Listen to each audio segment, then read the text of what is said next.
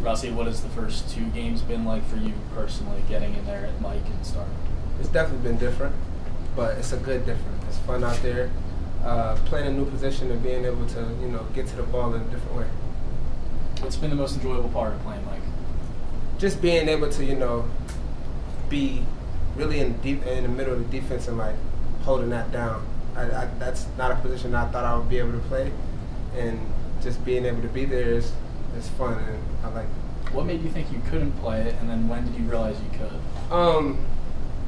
So the reason I didn't think I could play Mike was just, getting everybody set, making all the right calls and all the things. Even though I did it with our Delta package, it seems a little bit more difficult with our base defense. So that was always a tricky part of it. But as I went through camp and now game reps, it actually comes easily. So. Was there a moment in the Tennessee game where you're like, okay, I'm really in the zone here, I'm really feeling it? Yeah, of course. And when you get that feeling, it's like, all right, I'm ready to play. Let's go. So yeah, definitely. Coach Mano had made a point of telling us that your personality, your gregarious personality, helps you become a leader and lead these guys. Where do you think that came from? When did you first develop that kind of outlook on life? Well, I come from a military background, and I basically grew up into it. My mom and dad both were in the military, so it was definitely around the house growing up. So that's just normal now. What kind of things did they do that impacted you? It was definitely the discipline things. Like if I didn't get my homework in on time, I got a lot of push-ups or pull-ups. It was really just physical work, but yeah, it was definitely a lot of things that they had to do to get me disciplined. Both your mom and dad in the military? Yes. What branches? Both were Army. Okay. Yep. Have you thought about that? Yes, I actually committed to Air Force before I came here, and it was definitely a thought of mine. Follow in the family footsteps. Even though they were Army, I was going to go Air Force. But I come from a very big military background. My grandmother, both grandmothers actually, grandfathers, everyone. So uncles, a lot of places. So someday for you, maybe. Maybe. Yeah. Hopefully not. But maybe.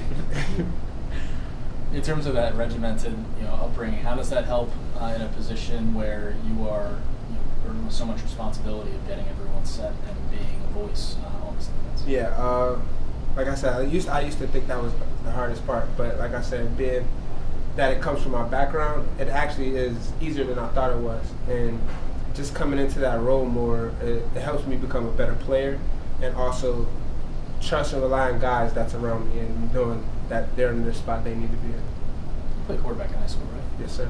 So when you see Jared Wayne go out there and throw a touchdown pass, you think, all right, maybe they get a linebacker package for me or something?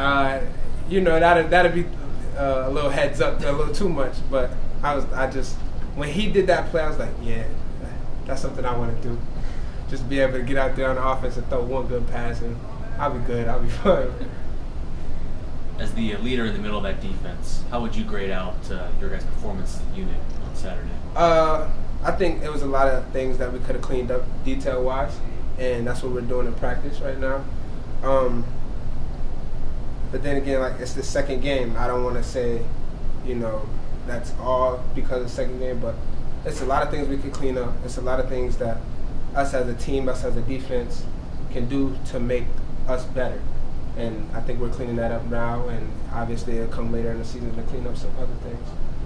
Is tackling one of those things? Definitely. That's something we really worked on today, really honed in on, and we actually got on each other. And usually, we wait for the coaches to get on us about things like that. But today we got after it and got on each other about tackling and making sure we take great angles, we make sure we do everything right, basically. All the details. Obviously, you're not above reproach in that regard, but are you one of the guys that's getting on teammates? Definitely. I'm one of the guys, and they're also getting on me. It's a group effort, and that's another thing I love about this defense. It's leaders all over this place. So just being able to, one, be a leader on the defense and also get led by someone else, it's a great feeling. Was that jump pass that Tennessee showed something you guys hadn't seen before from them? From Tennessee from Tennessee. Jump pass. We practiced that all week. It's just I want to say something that we didn't expect Tennessee to do, like you said. So yeah. How difficult is defending that play? Because You guys are so, that front seven, you guys are like, you want to just get in there and be aggressive at the quarterback. It looks like he's going to run. How difficult is it to diagnose a play like that? Like I said, it's just details. So if we all just focus on our details, I think we can stop that play 100% every time. It's just sometimes we get too lackadaisical or we're tired out there, and the fundamental details just fly out the window. So we're just going to clean that up and do everything we can to make sure that gets stopped and won't come later in the season. How can you prevent it from happening going forward? When you said losing focus, being tired. Like I said, just cleaning those things up in practice. You condition as much as you can in practice, run to the ball, do everything you can. And if you focus, like I said, focus on the little details, that won't happen. We'll be good. I assume coaches aren't letting you guys feel too good about yourselves, even though you had a nice win. Yeah, they got on us a lot. But that's why we love them.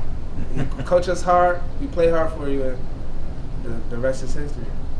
What's a film room like with Ryan Manilak? Oh, it's two sides to it. It's a funny side to it, and then it's the side like, oh, here it go. And when you go, here it goes, that's how you know, like, it's most of the time you get that real good coaching, and it's like, all right, I know he wants me to be better than what he sees on tape. And when you have a coach like that, you understand that it's not how he says it, it's what he says. And once you listen to like what he says and focus on that, you'll be a better player. What do you mean how he says it? Is he pretty rough? Of course, you got to be a rough coach as a linebacker. If you're not, why are you coaching linebackers? Mm-hmm. But yeah, he's a great guy. He brings a good intensity, great attitude to the game, and just love him as a coach. What's the funny side all about? He cracks a lot of jokes. Mm-hmm. He loves cracking jokes. He gets on all of us, but that side makes sure keep us on our toes as well. Do you see any Coach Narduzzi in Coach Manilak? Oh, definitely.